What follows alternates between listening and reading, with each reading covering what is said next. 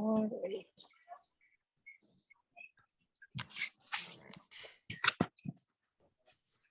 So, which types of groupthink do you believe the PHS researchers and CDC officials showed? Support your choices with the evidence from the case study.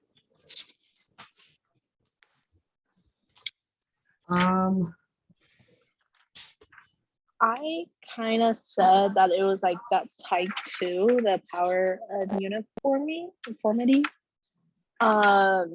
Just mainly because like during I think it was the whistleblower one, the new member was kind of like outvoted from everyone else.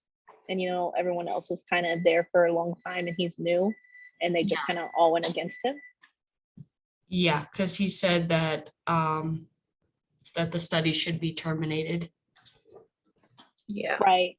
And then in like the first part for like the PHS themselves, like they just started like exposing themselves to the diseases and doing the experiments on themselves. And I was like, why? Yeah, you could also say that type 1 of overestimation of the group's power and morality, just by exactly what you said as well. Yeah, I definitely say like type 3 too, like pursuit of uniformity. Like I agree with you guys, and I also was thinking like maybe type 2, the mindedness, because like as you guys said, like at the end when he was like trying to like kind of like show that they should like stop the project, like they thought they were actually like doing something right, like they were just like following what they thought, but like they weren't like allowing other people to like give their opinions on the case. Yeah. I mean, like, yeah, he was trying to tell them like this isn't good, we need to stop it, and they were just kind of like, we've been doing this longer, what do you know? And they just kind of ignored him and brushed him off. Yeah, I agree. You guys are good. I'm ready to move on to number 2. Yeah. Okay. So how do the historical and cultural elements of the PHS, its researchers, and the CDC relate to the groupthink types you chose? If you want to go first.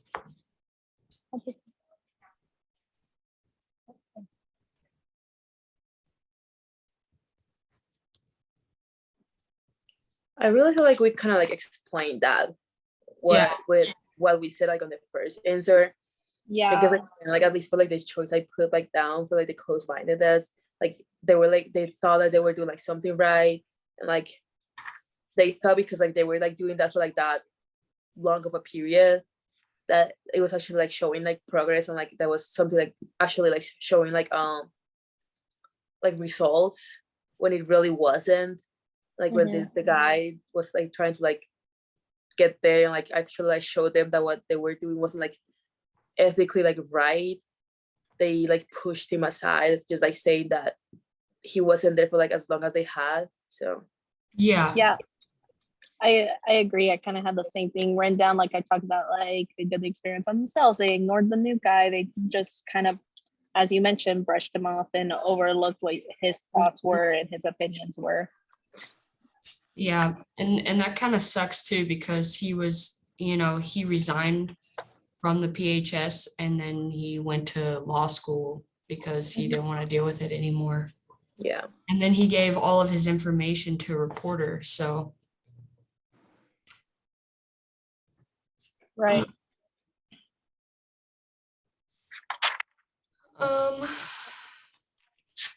Yeah, I don't know why I had trouble with this one, but like I was trying to figure out for a really long time what a groupthink was. Oh yeah, I know. Yeah. It's like, oh, it's right there. I know, it was like on the same case. I went through like the entire chapter and I was like, I really can't find that. Yeah, I still like, I read it a couple days ago and then I was reading over the questions again. I was like, man, I don't even remember what a groupthink is. Yeah. When it was all right there. So number 3. Oh, sorry, go ahead. Oh, no, I was just saying, all right, like if anyone wants to move on to 3. Oh, yeah, let's move on to 3. Janice, 1982, explains that groupthink leads to poor decision and making through 7 different defects. A, incomplete survey of alternatives, incomplete survey of objectives, failure to examine the risk of the preferred choice, failure to reappraise initially rejected alternatives, poor information search, selective bias in processing information at hand, failure to work out contingency. Oh my goodness, I could not say that word. It's fine. Which defects of decision making do you see in the decisions of the PHS researchers and the CDC? So for this one, I said like they kind of showed the option C there, like the failure to examine the risks of the like the preferred choices. Yeah. And like I just went back to like, I mean, they did experiments on themselves. They had to know there was risks to that. And I think if I remember correctly, there was one guy that like it caught up to him and he ended up passing away, right? Yes. Yeah, fatal. It turned fatal on September 25th. Yeah, right. They didn't even think about like the risks it had by doing these kind of experiments on themselves. Yeah, and I also like think like it goes like poor information search, like that kind of like goes by hand with what you just said, because like they were like experimenting on themselves, like they didn't know what was gonna happen. It's like they really didn't like do a good job of like researching, like looking like before they actually did that. Yeah, that's exactly what I was about to say as well. The poor information. Yeah. Yeah, I feel like they could have fallen under a couple of these different options. Yeah. Yeah. I mean, I would say there's all, A through G probably had an impact on the Tuskegee study, the whistleblower, I mean, all of them. So Yeah, for sure. I don't think there's a way around that. no. And I mean, when you have poor information search or an incomplete survey of objectives or alternatives, I mean, you're gonna have a lot of negatives and downfalls and stuff. Yeah, I don't see how they couldn't have like started with like mice or something. Right, exactly. Like that would have been a much better alternative other than, oh, let's just inject ourselves and see what happens. Right, and you also got to think this was the late 1900s too. So it's like they kept that going for a real long time. Yeah.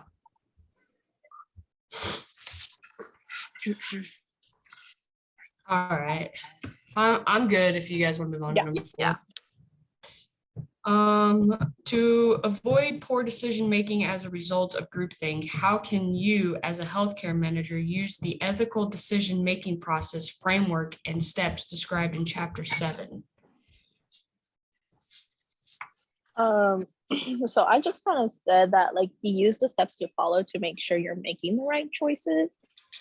As we go, I should have marked it so it's an easier access, but like, it provides clear steps of like, okay, so you're making a choice. Does it fall under like any of these certain guidelines? And then if it does, then you can move on. If it doesn't, maybe you should rethink. Yeah. Like, your steps, if that makes sense. Yeah. And gather like, the proper facts, like step 1, clearly define the problem, question, or situation to move on correctly on what they should do for their different studies. Like, right, and then sorry, go ahead. No, you go ahead. That I was like just like thinking that it's really important to like go through all the steps. And I thought that number 7, it was like monitor and modify.